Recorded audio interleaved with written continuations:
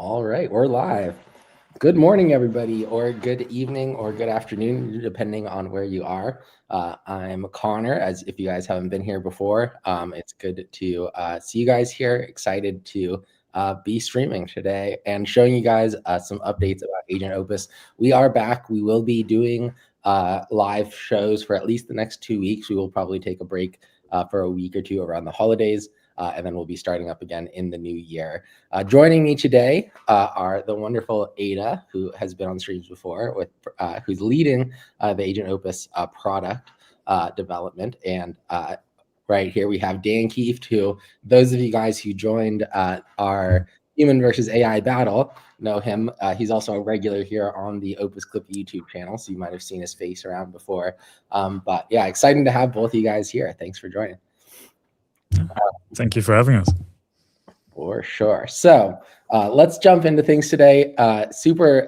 We have a pretty fun show for you guys today. I think we're going to sort of look around and check things out and see what sort of the state of the Agent Opus sphere is. Starting with, I think, the most important housekeeping note is the Agent Opus open beta is now live.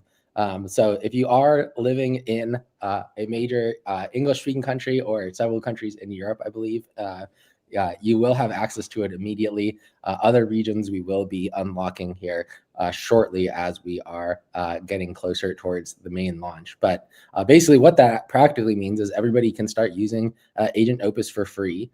All you have to do is just go to beta-agent, or just go to the Agent Opus homepage, sign up. You have to sign up for an account. And it'll drop you into the dashboard and you can start to really have fun with it. So speaking of which, with the Agent Opus product now live, Ada, what can users sort of expect from that sort of initial project run, and sort of, what is the new user experience? Do you have any advice for brand new users who are just approaching the product for the first time? And I'll pull up the Agent Opus dashboard here. So you can sort of give people a visual reference on what they can expect and a reminder.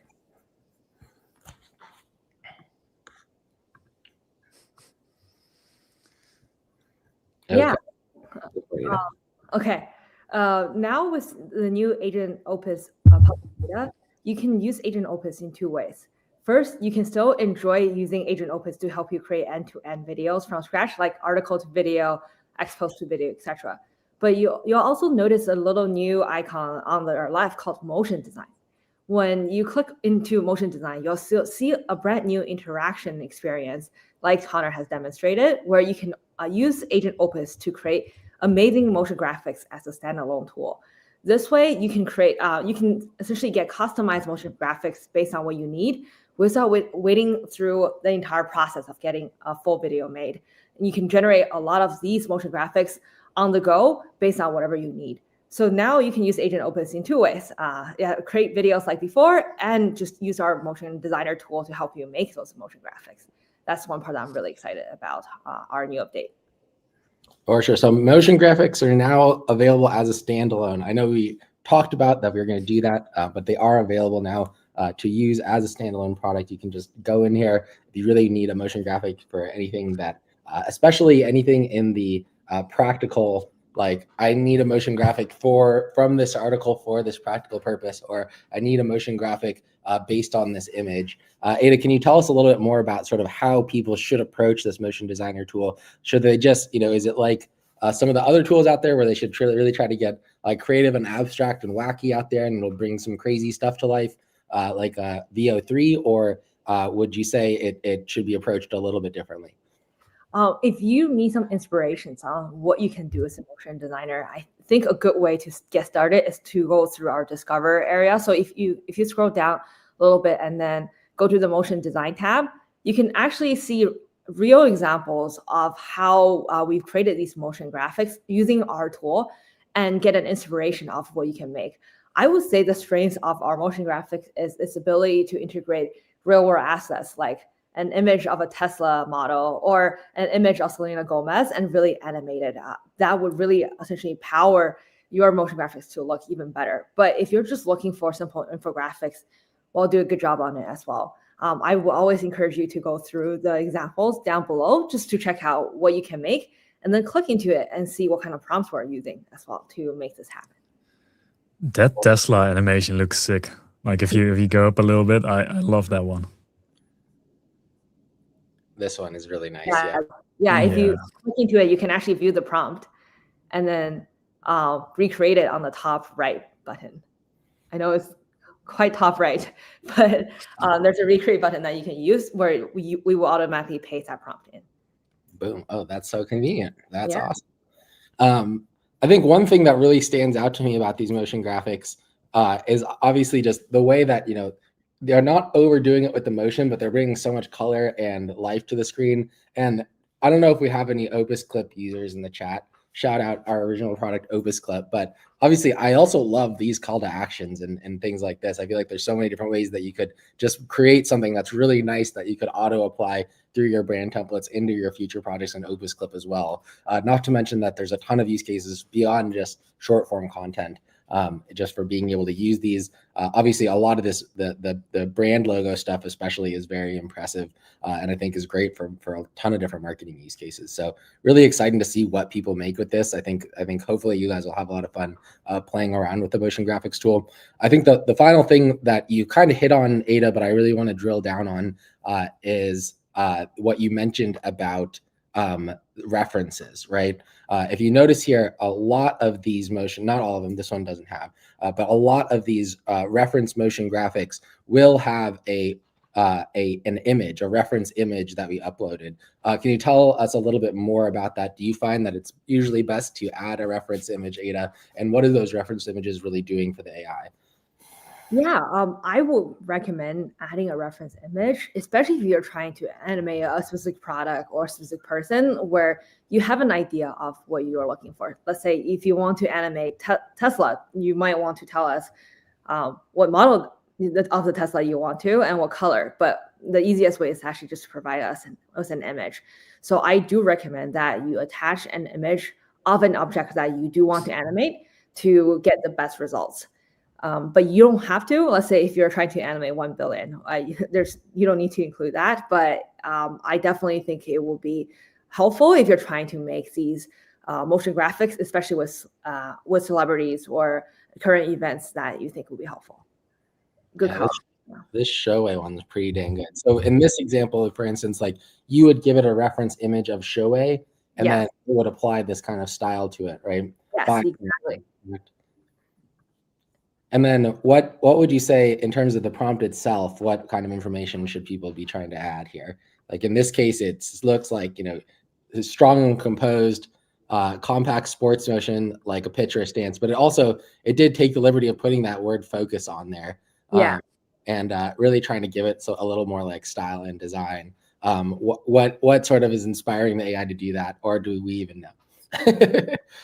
I would say don't make your prompts too long. The longer it is, the more confused, or you're leaving the creativity, like you're taking away the creativity that the AI can make. So focus on what you're trying to deliver, and then trust the AI can illustrate it in the best way possible. So actually, for example, in this prompt, we didn't say please include the word focus in the prompt, and the AI decided to do that. But of course, if you really have an idea in your mind where you really want to animate a particular word, do include it. But my advice is actually leaving the prompt pretty simple and see what the motion graphic tool can get you. Ada, how would someone like me, for my YouTube videos, if I have a specific style, like let's say I have certain colors that I want to add in there, would it be like, could I put in like a color code in there? Would it be able to follow that, or should I just say like, oh, use yellow? Currently, we haven't given users the ability to select styles, but this is actually one of the features that we want to include on our roadmap. We'll give you an option of styles at first, and then later on have you be able to include some information about your brand. Okay, that's going to be interesting. And right now it's only, I think other people will have that question too, it's only 9:16, right? Yes, I think I see it in the comments too. But 16:9, we've heard about it many times. We can also try to pilot that within the motion designer tool. Yeah, it's definitely high priority on the roadmap. I'm bothering the product team every day as it's about 16:9 motion graphics. But I mean, yeah, if you guys have other formats for motion graphics or other sort of things you want to see with our motion graphics tool, yeah, like really, yeah, let us know here. Obviously, it's exciting and it's fun to play around with motion graphics, but we want to make sure that they're practical and useful for your use case as well as just making things that are pretty and fun. So yeah, if you guys run into situations where it's like the motion graphics designer isn't working great for this and I really need it to work for this, or it's like, oh, I would use this every day if it could just do this, let us know, right? Come to our Discord, join us there. I don't know, Mr. Producer Andrew, do you have the Discord QR code you can throw up there? The link to the Discord is in the description of the video as well. So head over to the Discord. We do really appreciate all the feedback you guys give us. And even just like the style designs that you guys have been sending in the Discord have been really helpful. And that is working toward that project that Ada just mentioned of being able to just add a few things to your prompt to say, this is the style I'm going for. I want you to match like Johnny hairstyle or whatever it is. And we'll be able to actually pull it off on a consistent basis, which right now it can do it, just not super consistently. So we are getting there one step at a time, and really exciting to see what's next. But anyway, let's move on from the motion graphics tool. I think the next topic of discussion here today that I'm really excited to talk about is the contest. Dan, so you lost. Let's just get that out of the way. I don't think anybody, besides maybe a few AI enthusiasts, thought that you were gonna win. Maybe some people that believe that we'd rigged it. I do think I did see some comments during the live stream. Thought we'd like already rigged it, but trust me, they did the opposite of rigging it. Yeah, exactly. we brought in some of the most AI skeptical people out there on purpose to really have some fun with it and give a as relatively an objective view of where is AI at today, what is it good at, what is it not. Yeah, apologies, Dan, for putting you through that. That being said, I think the thing that was really cool about the live stream and was fun about it is we got to watch the judges rip apart about 5 or 6 different AI generated projects over the course of 30 minutes, and then finally at the very end of the show they got to yours and they were all like, whoa, wait a second, there's something here. So they did not expect that. Yeah, they didn't expect it at all, and I think deserves some major credit for that, Dan. So kudos to you for surprising the judges, wowing them, and showing the potential of what our tool can do, even if it is still in a beta. But excited to see sort of walk through that project with you. Sort of how did you go about it? What did you make? I'll let you go ahead and give us a little bit of intro of sort of what was the contest like. Oh, let's start there. What was the contest like for you? How did you prep for it? Oof. And how far would you say you are on your path to becoming an Agent Opus Pro? Well, let me start off first. Like, I got this invite of like, I mean, I didn't even quite get an invite. It was like, oh, Dan, you're doing this. And I was like, oh, okay, thanks. And then who's judging? And I was like, oh, it's Hayden. And then I heard like Premier Girl. And then I was like, oh, that's going to be interesting. Let me see what I can do there. So I got a bit nervous because I'm throwing my reputation on the line there, but also Opus Clips, like, or Agent Opus also on the line. So no pressure on me. A great partner, Dan. I'm just a great partner. Yeah. you are no, so it was a bit of a surprise, but I mean, like I have worked with Agent Opus like for beta testing, even alpha testing, feedback, all of that before, so I kind of like knew what it could do and what it couldn't. So I found it like what do you call this, like I found it a bold move right now to do it, but at the same time I find it good that we take a look at the current state of AI, where we're at, what we can improve. And I think that's the type of discussion that we need to have more. And I think like the verdict from this whole like this whole competition was like, okay, it's not there yet, but at least you can use AI to make better videos. Like I saw all the other creators, the human team, for the people that haven't watched it, it was like human creators versus people who were using Agent Opus. And then the person that makes the best video within an hour of their time, they win. And they were judged by like 3 different judges based on like 4 different categories. Now, the verdict was like, even the people on a time constraint, they started using AI because they otherwise couldn't have maybe not made it. At the same time, they're pretty talented, so maybe they could have. But yeah, seeing them using AI, seeing us using AI, it was a lot of fun. But I could show you a bit of like how I got to what I did and what I did in the end. So I can show you a bit of my strategy. So this is we're showing my screen right now. Yes. So this is my Agent Opus. As you can see, the topic that I had was about Christmas. I believe was the history of Santa Claus, right? That was my topic. So I was giving that topic a little bit in advance. So I did a few things there. The first thing I did, I did a bit of research on the topic, just basic ChatGPT questioning. And then the other thing was just starting to write prompts. Now, in order to write prompts, you just go through this, and then you can write your prompt, or you can import your entire script. I did both, but let me first just show like a few of the settings that I did here, so you are familiar with what I did.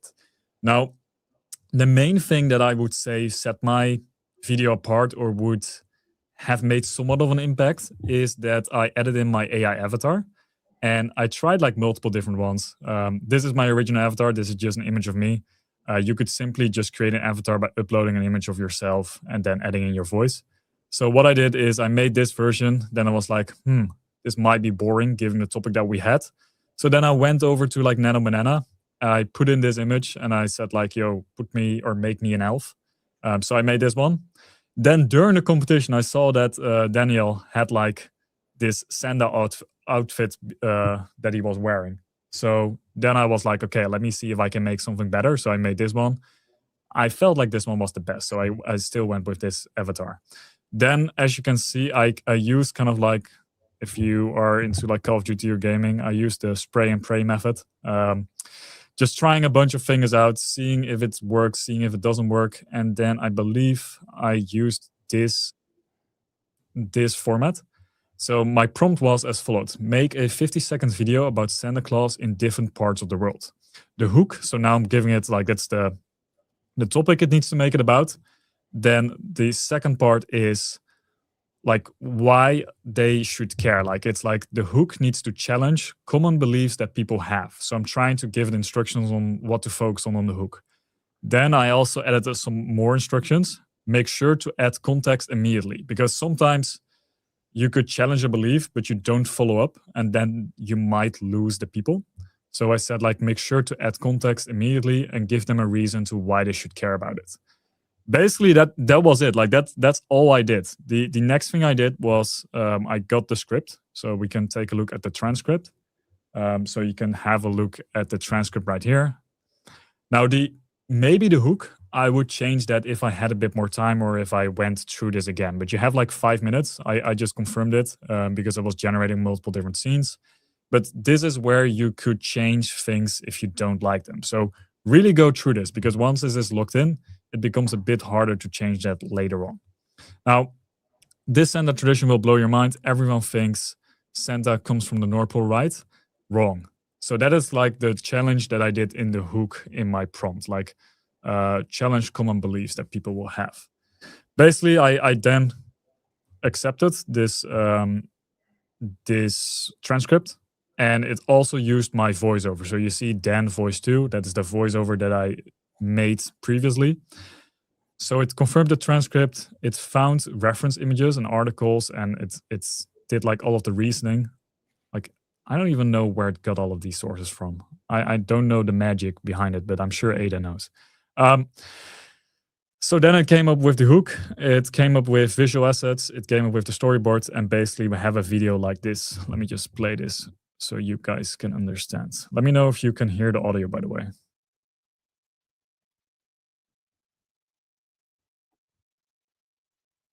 No audio, no audio. Can you guys hear the audio? I can't. Yeah, you have audio or not? No audio. I think you got it. No. You might have to. Oh, wait. Let me give me 1 second. Okay.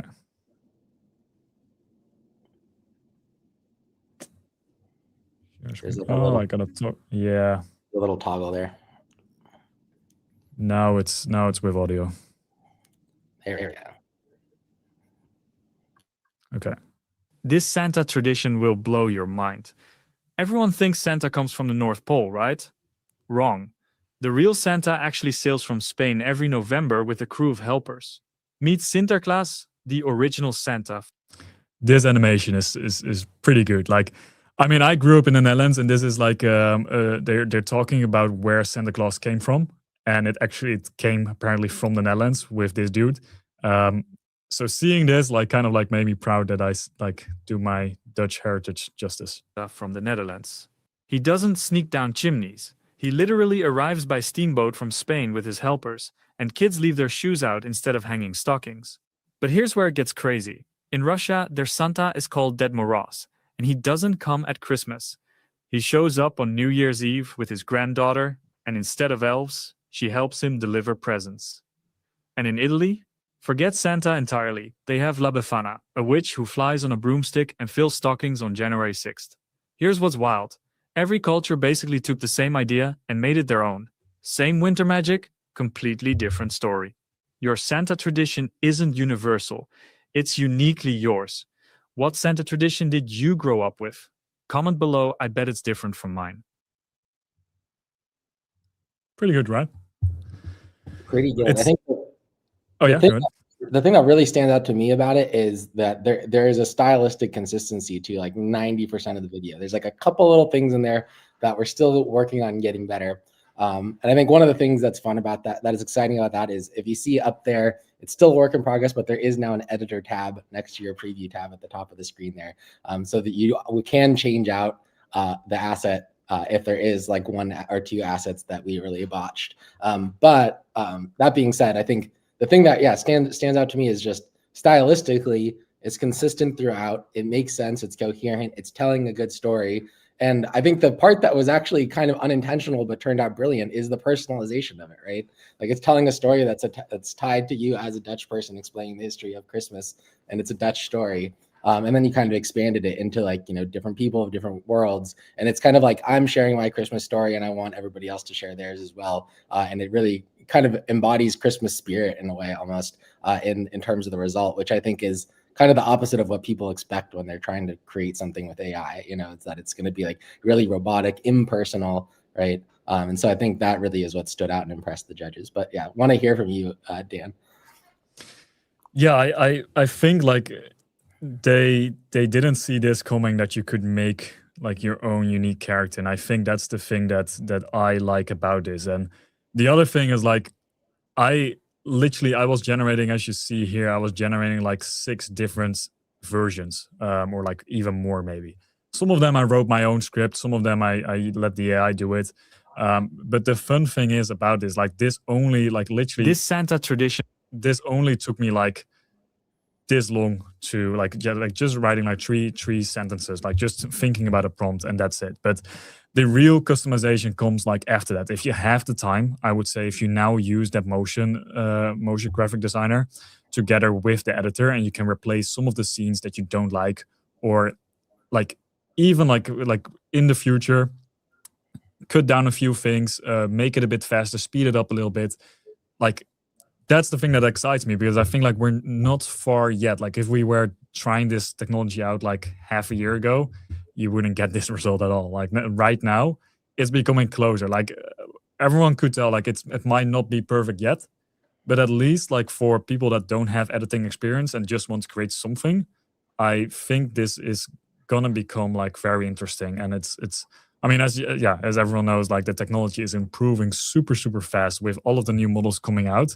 And I'm also curious, like Ada, how much does that influence your in terms of the product? Like every time like a new Nano Banana Pro comes out, or like whatever, I'm not sure what's going on in the back end, but like if there's a huge new AI release, does that improve the product that much? Yeah, the product team constantly are looking at the latest and newest models, and we actually have collaborations with some of these model companies too. So we get first dibs on testing it out before it's even open to everyone else. So when new models come out, especially with the example of Nano Banana Pro, we worked with Google together to test out the possible scenarios and then integrate it into our tool. We'll essentially make sure that all the products have all the features that we're shipping are being tested with the state-of-art models at all times, and then really making our product decisions based on that. So you can trust that the product team are testing all the models there are and making the judgments there. Yeah, that was something we were just talking about before the stream, and we were also talking about last night on a marketing call. Was we realized that like we don't talk about the fact that we are using the latest models often before they're even released publicly yet, and so we're really at the cutting edge, especially when it comes to VO models, banana models, and really trying to push the boundaries of like what can you do with these things. Now, all that good stuff aside, I got to get to the bad here. Dan, if you want to push forward a little bit here, there are a couple of points where there are graphics in here that don't make a lot of sense. One that's really stood out to me, there's one part in the latter half of the video where it's trying to show differences, but it shows like a Santa on one side and there's like a witch on the other. And that doesn't really make sense when you're trying to compare like different Santa Halloween or Santa stories. I feel like the AI got a bit confused there. There's Santa on a broom there, which maybe that's just a holiday tradition. And then this one. Yeah, different story. So what's going on here exactly, Ada? Is it bad asset selection? Does it look like we can open up the researcher there and see what assets it collected? Or what do you think sort of is the cause of like when it will grab something that is not relevant?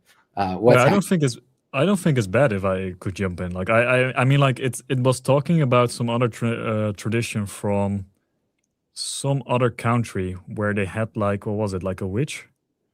Like here, they had this, have the witch. and I think it's relating it to that. Like that's how I see it. Like, oh, they have different stories. Like in this country, it's like that. In that country, it's like this. Yeah, I think maybe it's the precision of the assets. So we talked about, like some of which for the history of Santa. I wish if I could pick it again, that we pick a different image of the witch. That maybe this image feels like it forgot about the story or the element that this image was trying to convey. And I think it looks more, pardon me, and maybe I'm being stereotypical, it looks more like an evil witch instead of a kind witch. So I think we can get a little bit more precise with how we pick our assets for sure. And we're working on that. This is one of our biggest priorities. I mean, someone in the comments said as well, like that was Santa magical auntie. There you go. Yeah. But yeah, I think a lot of our efforts, I think really what I'm trying to get is a lot of our efforts right now, Ada, correct me if I'm wrong, are still really trying to focus in on how do we make sure your assets are always relevant? How do we make sure that your motion graphics are always consistent? And the consistency, I think, is really what we're trying to nail right now so that you can, every time you run a project, you don't have to run 5 projects anymore. You run 1 or 2 and you're going to get pretty dang close to the result you want. Correct, Ada? Yes. Yeah, consistency, I definitely can tell from this video, and just more accuracy or more precise with which exact image we use in the video. Yes. Yeah. You guys should be showing off more. Like we're using this and that tool. I work with every major platform in terms of the AI, and like everyone, as soon as they're using Nano Banana Pro or VO 3.1 or Kling 2.6, doesn't matter. They're like, it's the first word you will see in their marketing promotion, and I haven't seen anything about Nano Banana. Like probably no one even know that Nano Banana is behind it. Like that's the funny thing to me. For sure. So without further ado, I think there's some questions we got to go back and answer here. Some of them are going way back, but we'll start from the ones most recently just because I'm lazy. Is Agent Opus beta available in Japan? Want to use it? So the beta is not available in Japan right now, primarily because we only work in the English language. We have released mostly in English-speaking markets and a couple other markets in Europe, I believe, but I need to double check. So yeah, we're pretty limited on markets right now. That being said, if you are currently living in a geo-restricted area, the best thing you can possibly do to get access, join our Discord and join us here. Come join us here every week during the live streams. We are doing giveaways. The giveaways that we're doing from here on out will be for watermark-free credits to use Agent Opus more than the daily allotted quota, and you'll get them watermark-free. But if you're somebody that is not able to actually start using it yet, Instead, we'll give you access. So if you're from a geolock country and you win the content and you win the giveaway here on the live streams, or you win the challenge that we're doing in the Discord every week, we will give you access even if you're in a geo-restricted area. So definitely come join us here every week. Come join us in the Discord, and I promise you, you will get access within a week or two. It's not that hard to win those challenges or win this giveaway. So yeah, come join, and we'll make sure we get you access as soon as we can. I saw this question before. Thank you for asking it again. Do we have a standard prompt guide? Can we assign work to agent teams, i.e. motion designer and at scriptwriter? This is a fantastic question. So we are working on a prompt guide. We will have a prompt guide out for you. Beyond a prompt guide, we have something else really exciting. Ada, do you want to tease our prompt enhancer a little bit? Yeah, one of the number one questions we get from our users is, I don't know how to prompt this. Like, what am I supposed to write? We want to make that easier, even easier for you. Instead of having to go through the prompt guide and see what you have to write, you can still write a prompt based on what you think makes sense. Click a button will magically enhance the prompt to make sure that we are adding the details that you think are important. And before we continue on the next step, you can review the prompts and see if we're adding the right details and then make adjustment that way. So hopefully this takes a guess game of like, how do you write a better prompt within Agent Opus from you? So I'm really excited about this one too. Yeah, same. I think that'll be a huge help. That being said, let's answer the other half of the question. So can you assign work to a specific agent teams, i.e. motion designer and script writer? I don't believe so, not yet, but that is an intention of ours in the future, correct, Ada? Yeah. I guess you could do that now with motion designer and only make standalone motion graphics, but not yet for scriptwriter or the other tools. We're experimenting and seeing if people would benefit from these mini agents running on their own. Yeah. That being said, huge. I have noticed there's been pretty tremendous improvements in the prompts in the last couple of weeks and how those prompts can actually apply to what the results look like. And so I have seen people that are putting in more detailed prompts, especially adding in good negative prompting. That's always pretty important. I was doing a video about, NFL football just for fun, for my own interest yesterday. And I noticed that as long as I said only contain information from the 2025 season and only talk about these players, don't talk about, don't bring in any images or anything from previous seasons because that will be completely irrelevant. And it nailed it. I ran that project twice in 2 different ways and it did it correctly both times. So a lot of those little improvements, like I said, they're not things that, will necessarily be like, ooh, we made this massive improvement, guys, and we want to tell the whole world about it, but they are making a huge difference in my opinion. So hats off to Ada and the team for really making those little detail improvements that are going to really help us out. Moving on. Question, I'm from America, but I'm currently in Thailand. Does that restrict my access to? Yes, unfortunately, it is a geo-locked challenge. It's not about where you are from. That being said, like I said, we will be able to get you access here with the giveaway that we're doing here in a sec. And if you don't win the giveaway, head to our Discord. We will be doing another challenge tomorrow. And the last challenge, I don't think even fully, I don't think even 100 people did it. And we had 100 codes to give away. So I think you can even still do last week's challenge and get a code right now. So if you don't have access yet, it's still quite easy to do so. You just have to jump through a little hoop, show us you really want it, and we'll definitely get it for you. And then, would a VPN solve that, or is that a bit sketchy? We got solutions for that. I mean, I'm from the Netherlands. I know the struggle. Do you have AI soundtrack generator in the pipeline for the agent? Ada, you want to take this one? That's I think a new one for me. I know that music is obviously huge for shorts, but I don't know how much we've actually talked about that. I know the product team hasn't talked about it. It's because our engineering team has been building their own little hackathon on the side, making an AI soundtrack generator for Agent Opus. It's still in the exploratory phases, but we actually expect to get some research done in the next few weeks, and then we'll start evaluating how we can bring it into the product. So I think Eddie actually has guessed what the team has been secretly brewing, but it's more in the research and discovery phase before we have it exactly on the roadmap. So maybe not in the next few months.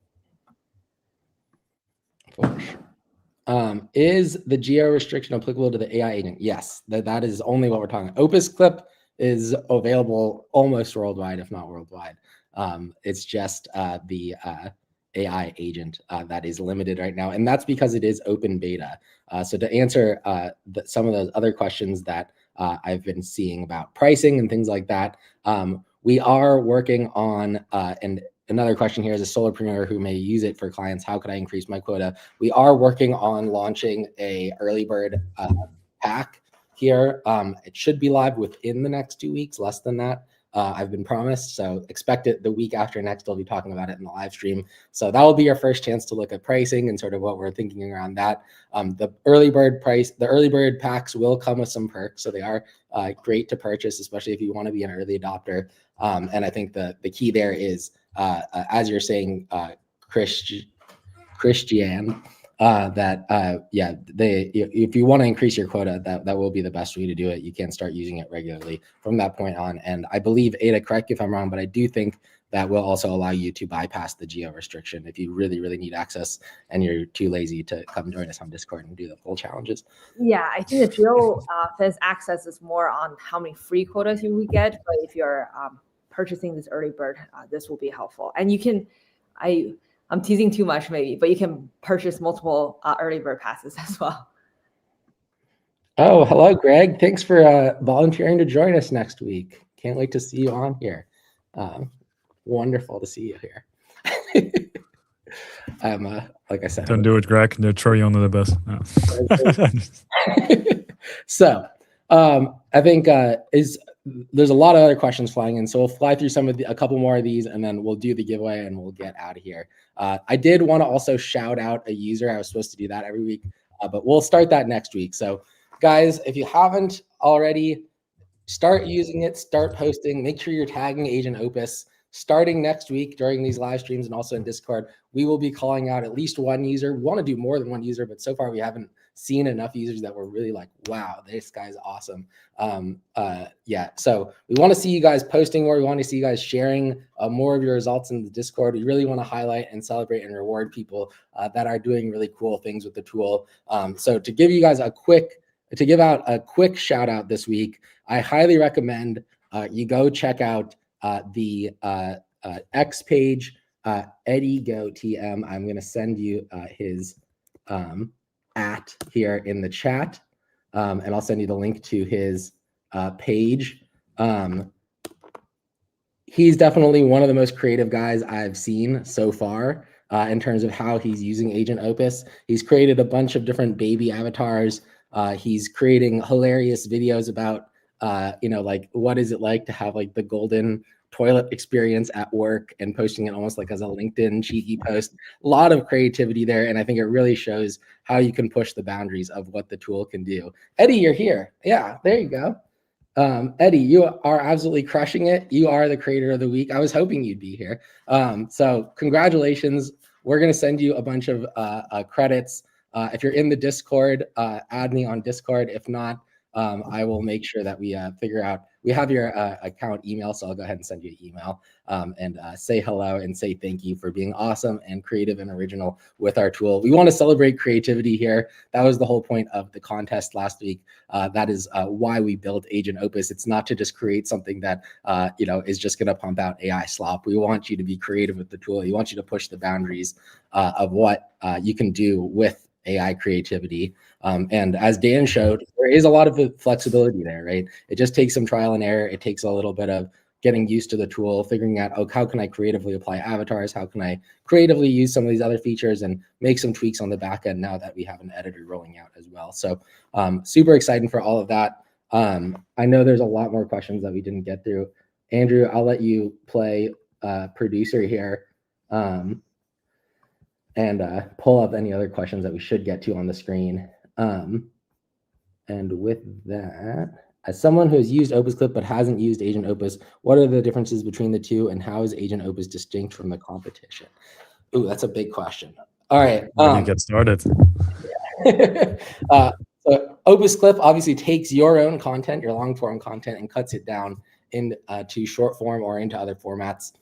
Agent Opus instead is designed to be a 0 to 1 idea to video generator. So you come in with an idea, a take, an article, something you really want to talk about. You add your own spin to it. You add your own takes. You add your own flair, just like Eddie does on his page. Go check it out. And then it'll go ahead and put the video together with you with really beautiful motion graphics, real world assets, basically everything in between.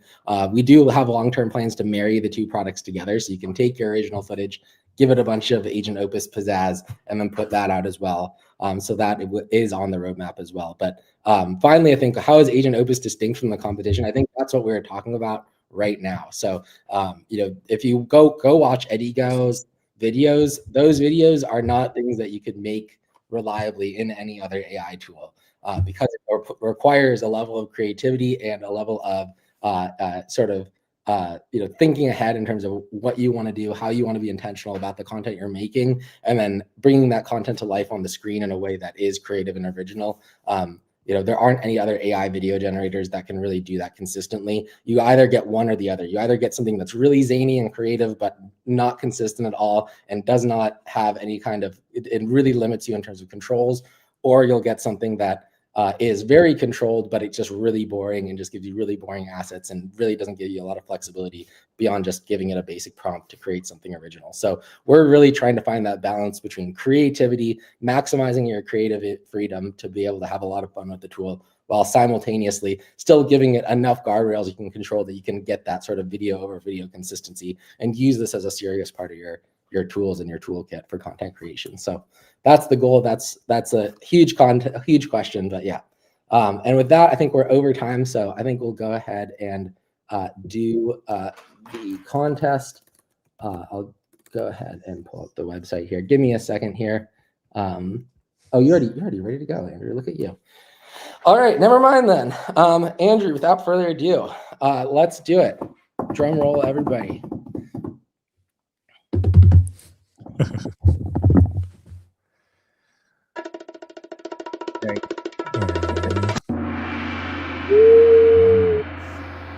Oops. Wait, we might need to do that again. He forgot to change it to 10 winners. We only got one winner. Wait, but Roman did win, though. Roman definitely won. We're definitely giving Roman, you won for sure. Wait, we're supposed to give it to like a few people? It's supposed to be 10 people we're doing the giveaway to. Classic. Andrew, can you rerun? There we go. All right, one more time. And Roman, if you win again, then you win double.